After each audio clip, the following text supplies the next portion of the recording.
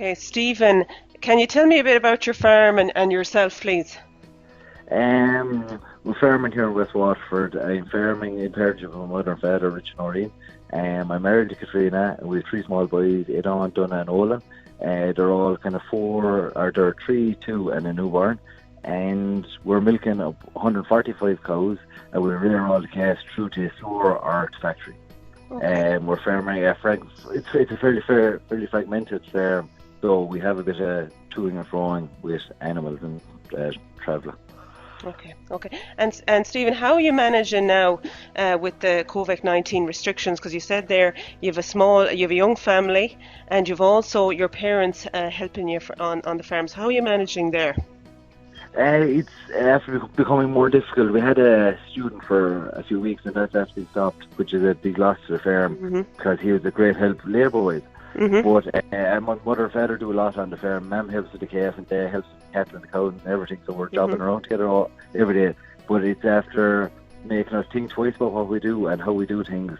So we're restricting the time we're spending together, and we're trying to farm and respect the guidelines set out through the COVID-19 thing as best we possibly can by staying separate and disinfecting and washing and things like that.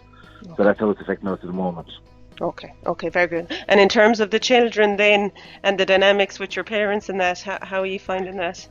Yeah, we're only living a few, I suppose, 100 metres away, and they're used to seeing my small lads every day, but now they can only see them from a distance or see them passing and things like that, and we're trying to be safe because we have newborn as well, and we don't want to bring anything into the house, and we don't want to give them anything, so it's difficult for everyone, but we just have to be careful for these few weeks or few months that's involved in it. Yeah. And Stephen, you mentioned there the loss of your student who was with you on work placement, and that he was a great asset to the farm. So how are you going to manage now to get over that loss in labour on the farm? We're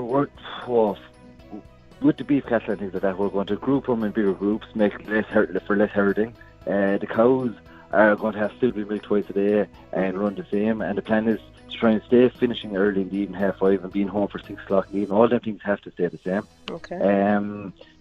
What else are we going to do? The calves are going on once a day, and we're just trying to be smart about what we do and how we organise the cattle and cows. The cattle are what takes time during the day, but cows will have to be milked in the morning and the evening. Okay. And we're going to use contractors as much as we possibly can with the loss of labour and things like that. Okay. And have you anyone else on the farm that could step in that knows your farm that could help in terms of milking or anything like that, Stephen?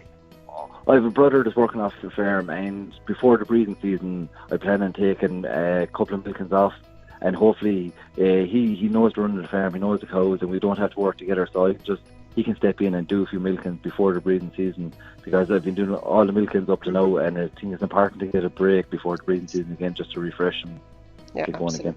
Absolutely. Brilliant. Look, thanks very much, Stephen.